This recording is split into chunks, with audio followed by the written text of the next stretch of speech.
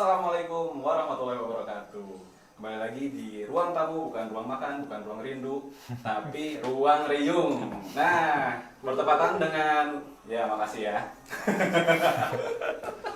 Bertepatan dengan Hari Kebangkitan Pancasila dan Hari Kopi Sedunia atau International Coffee Day, kita mengundang para penggiat kopi di Sukabumi. Yeay. Bisa kenalkan diri kalian masing-masing ya? Halo, saya Robi dari Kopi Kasepuhan, teman saya. Dan perkenalkan, nama saya Topan dari Kopi Kasepuhan. Ya, selamat malam. Selamat malam. Nah, kalian ini, mereka ini co-founder dari Kopi Kasepuhan ya? Iya, betul. Oke. Nah, udah berapa lama giat di kopi? Kita mulai itu November 2018. 2018. Berarti kurang lebih sekarang 2 tahunan ya? 2 tahun. 2 tahunan, kayak gitu. Kita itu startnya kebetulan itu di hulunya atau di perkebunannya. Jadi kebanyakan istilahnya anak-anak muda yang lainnya start di hilirnya atau di kafenya, kita milih start di kebunnya, kayak gitu. Mungkin, nah dari kalian berdua nih, pertama belajar kopi itu dari mana? Otodidakta atau emang ada sekolahnya, sekolah dulu?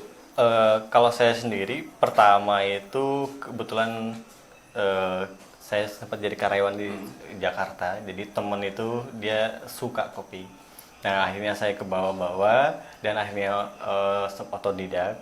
Dan untuk saya sendiri itu antara bulan Oktober tahun 2019 saya ikut sekolah khusus dari ilmu hulu ke hilirnya. Jadi perkebunannya, dari segi hilirnya juga saya pelajari itu di Bandung. Nah, kalau Topan sendiri?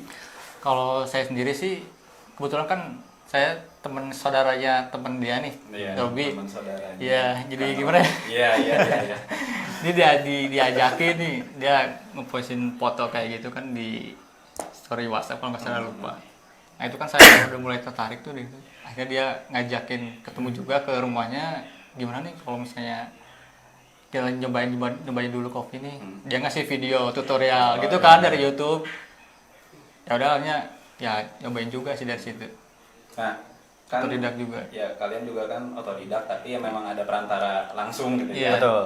Ada perantara langsung dan Kang Robi malah sekolah dulu ya. Iya. Sekolah dulu. Nah, bisa nggak sih kalau misalkan kan sekarang tuh banyak di tutorial ya di YouTube lah. Betul. Nah, kita bisa untuk kopi sendiri bisa belajar langsung ada di sana. Sangat bisa sih ya. Sangat bisa.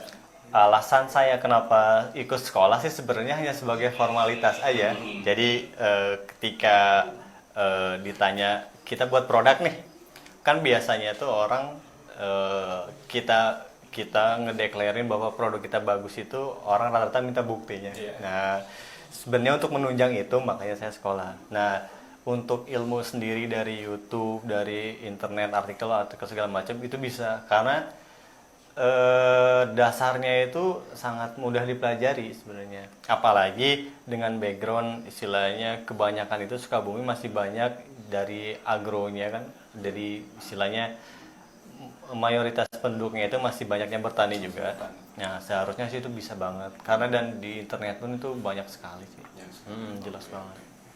Nah, ya berarti berpotensi lah ya. Berpotensi. Ya, emang dari dulu kan Sukabumi juga udah ada petani kopinya ya. Iya. Betul.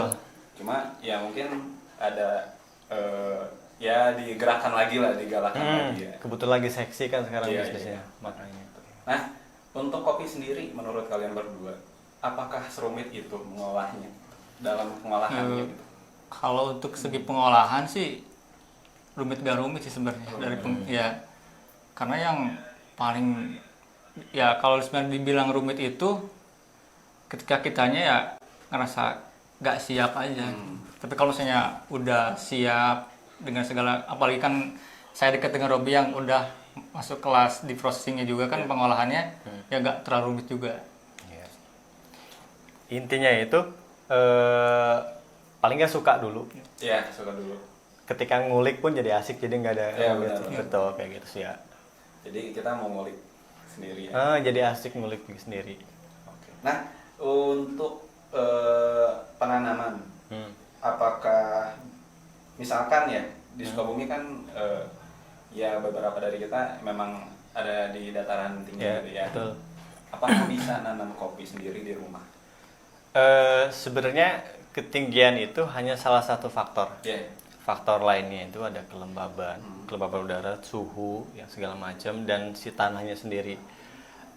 Saya itu sempat coba tanam di pekarangan rumah dan di dekat kantor Sukabumi Update ada di Cantigi. Oh iya. Nah, di halamannya itu dicoba ditanam Arabica lagi. Nah, itu tumbuh. Karena meskipun dia di ketinggiannya di bawah 800 lah kalau nggak salah, Sukabumi itu 600-an. Nah, itu dia tetap hidup karena temperatur sekitarnya masih rindang, suhunya masih dingin kayak gitu. Nah, jadi untuk ketinggian sendiri sih itu hanya salah satu faktor menurut saya. Kalau faktor penunjang yang lainnya mencukupi, ketinggian itu nggak jadi masalah sih. Tapi memang dari segi rasa nanti pasti ada perbedaan. Betul. Nggak akan semaksimal yang ketinggiannya dia emang ketinggian yang udah standar lah. Nggak akan sama. Oke. Nah, berapa lama sih panen kopi dari misalkan dari berbuah sampai memang siap dipetik? Oke. Mau jawab? Enggak? Kalau untuk panennya sendiri dari mulai petik itu sih sebenarnya bisa tergantung dari treatment kita juga sih ya. Karena tergantung dari treatment itu, tapi kebanyakan pada umumnya orang menentukan untuk panen itu sekitar 3 sampai 5 tahun itu udah bisa petik buah ya petik cherry gitu. Udah layak diproses si kopinya. Betul, dan salah satu faktornya juga yang lainnya itu dari bibit yang kita tanam dulu ya. Jadi misalkan bibit yang kita tanam itu udah masuk umur 1 tahun atau enggak setengah tahun, rata-rata tinggi 30 cm lah. Jarak 2 tahun sampai 3 tahun itu udah mulai berbuah. Tapi buah pertama itu istilahnya kalau dari segi rasa itu dia belum maksimal. Betul, jadi ketika di roasting atau disangrai itu si karakter rasanya itu masih flat lah biasa aja, nggak semaksimal yang udah 5 tahun, usia-usia yang udah produktif kayak gitu sih. Oke. Nah, berarti misalkan nih kita ngambil bibit, misal bibit yang sama tapi tempat tanamnya berbeda. Ya. Dan itu bisa ngaruhin ke rasa. Betul, karena si tanah itu menunjang dari segi karakter rasa juga. Otomatis misalkan tanah kita kebun nih di Nyalindung. Nah, bibit yang pertama kita tanam itu di daerah Nyalindung, Gunung Tanjung.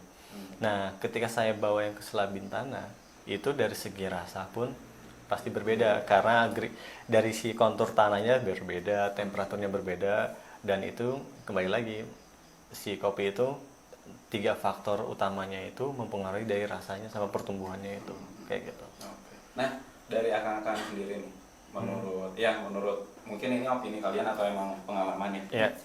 Untuk orang awam belajar kopi lah, misalkan paling dasarnya mungkin ngerasain kopi yang aftertaste-nya kan ada berbeda-beda ya. Ya, betul. Nah, itu caranya gimana? Kalau dari segi itu sih, pertama saya nyaraninnya itu sering dulu ngopi kayak gitu, sering dulu nyoba-nyoba kayak gitu, karena seiring waktu berjalan lidah kita tuh kelatih tuh ngecap rasa, ngelatih sampai pada akhirnya itu ketika nanti kita konsumsi misalkan kayak buah stroberi, terus kayak buah-buahan dan tropikal kayak yang lainnya itu otomatis kita itu jadi punya mindset sendiri ketika minum itu, langsung keinget, ini kayak sensasi buah stroberi asamnya kayak gitu. Nah, dan sekarang itu kebantu juga biasanya itu dari segi packagingnya itu dikasih tahu tuh notes filter. Nah, jadi dari kita nggak perlu harus nyobain gitu lama gitu kan. Jadi kan udah nentuin ada patokannya nih dari sini. Ya, paling nggak ada patokan yang buat kita istilahnya ngebayang-bayangin di mana sih rasa asam-asamnya. Nah, kayak gitu sih. Oh gitu, oke. Nah, yang belum kebayang tuh pernah nyobain kopi yang ada rasa spicy-nya gitu. Nah, spicy-nya itu maksudnya rasanya kayak apa gitu? Lebih ke di tenggorokan tuh kayak gimana ya yang nyebutnya, kayak kalau bahasanya nyereng gitu loh. Nyereng. Nah, di tenggorokan dan di langit-langit lidah itu kayak sensasi gitu. ngebakar gitu. Itu bukan spicy kayak Kecap ya? oh, enggak. Nah, Capek-capek. lebih ke kayak gitu, lebih ke di tenggorokan tuh kayak lumayan dia ngebuat sensasi nyereng kayak gitu kayak soda, sama di langit-langit tuh kayak agak kebakar gitu. Berarti rasa kopi itu nggak selalu ada, kan pernah saya nyobain apa ya, lupa kopinya. Katanya ada kalau dibikin V6, Ya, Isi. V60. di ujung lidah tuh kayak rasa lemon gitu. Ya, Nggak tahu betul. namanya. Nah, berarti nggak selalu ada di ujung lidah dong rasanya yang Ya, sebenarnya dari lidah sendiri kan posisi untuk mengecap asam. Lemon itu kan sebenarnya lebih ke asam, Iya, iya. asin. Sebenarnya posisinya ada di pinggir kan. Nah, kalau di depan itu biasanya itu manis. Manis. Jadi dia tuh sebenarnya nyesuaiin si lidah, Oh, fungsi iya. lidah itu sendiri. Nah, yang lemon itu atau kita nyebutnya itu biasanya citric atau tangerine. Itu sangat umum tuh namanya itu proses full wash. Full wash Iya, namanya, full nah, wash. proses pasca panennya itu. Nah, biasanya itu yang citric kayak itu di beans Jawa Barat itu intens juga iya, lumayan. Jadi emang ada nggak mirip, cuman ada sensasi aja sih, Sensasi. sensasi kayak asam-asam lemon kayak gitu. Nah kalau misalnya dirasain tuh, kalau misalnya kita nemu asam kayak gitu nih, di pinggirnya tuh kayak ada yang narik sini nih. Iya, iya. Di lidah kita itu rasa asam tuh pasti Di sini, ketarik di sini. betul. Pinggirnya ya. Di pinggir. Oke. Nah, berarti semenarik itu kopi itu ya buat kalian mungkin.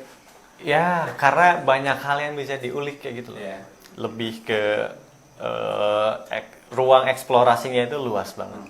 Apalagi dengan sekarang itu banyak juga istilahnya nama proses pasca panennya itu sekarang tuh udah mulai berkembang jadi kayak proses pasca panen yang udah nggak biasa-biasa yang pada umumnya itu sekarang banyak dilakuin, dan itu nambah banget ruang eksplorasi kita buat di industri ini. Nah, pernah nggak kalian juga kan katanya mungkin eksplorasinya lebih luas ya dari Iya. kopi. Pernah nggak eksperimen sendiri, bikin menu sendiri, atau mungkin bikin rasa yang unik lah? Ya, Pernah. Pernah. itu baru-baru Baru-baru sekarang sih, baru bulan sekarang sih, kemarin. dua bulan ya. kemarin, Dua bulan lah, dari kemarin. Agustus itu. Jadi kita bikin project namanya itu Project Antariksa. Project Antariksa ini teh istilahnya dianalogikan sebagai ruang eksplorasi gitu. Nah, ada 5 bidang yang berbeda. Ada kita tuh collab sama Red Cannon, Kaca Soca, More. Atmor, Ya, Rien, Oh, iya, Rien. Nah, itu kita buat proses pasca panen yang kekinian dan yang aneh, dan istilahnya bisa dikatakan di Sukabumi itu jarang yang melakukan itu. Jadi kita proses pasca panennya itu ada carbonic maceration. Jadi pakai stainless tank itu. Jadi si beansnya itu kita kasih pressure kayak gitu. Terus ada Hidrohani. natural hydrohoney, jadi penggabungan 2 proses pasca panen dalam satu beans. Terus ada enzyme fermentation sama anaerob natural. Nah, mungkin agak apa ngomong apa sih anjir ya? Betul. Naon sih? Iya. Bahasa naon sih? Tapi ya namanya sekeren itu, dibuat sekeren itu. Iya. Namanya dibuat sekeren itu. Ya, saya mah ya oke. Kan Robby udah belajar banyak ya, saya iyain aja. Iya, iya aja. Iya, betul. Nah, jadi intinya itu proses yang aneh lah. Proses yang tidak selumrah proses biasa-biasanya. Jadi emang itu sengaja kita bikin biar hype aja kopi Sukabumi. Biar lebih unik aja sih. Ya, lebih, itu. lebih banyak gitu kan prosesi kopinya itu. Betul. Waktu itu Eksperimen. eksperimen. Berarti udah dijual ya? Udah, Udah. betul. Udah sold out atau gimana? Sekarang lagi produksi batch keempat. Jadi kita produksi ada 4 batch. Ini batch terakhir. Batch terakhir. Untuk batch 1, 2, 3 itu udah sold out. Tinggal batch 4-nya sendiri kayak gitu. Oke. Nah, kalau penasaran langsung aja ke IG-nya apa? IG-nya @kopi kasepuhan. Kopi Kasepuhan. Nah, untuk teman-teman yang misalkan penasaran dengan kopi, yang mau belajar ya baru belajar minum kopi. Padahal mah minum mah gitu hukum. Ya maksudnya rasanya. Rasanya kan nggak bisa langsung gitu. Oh, rasa apa ini?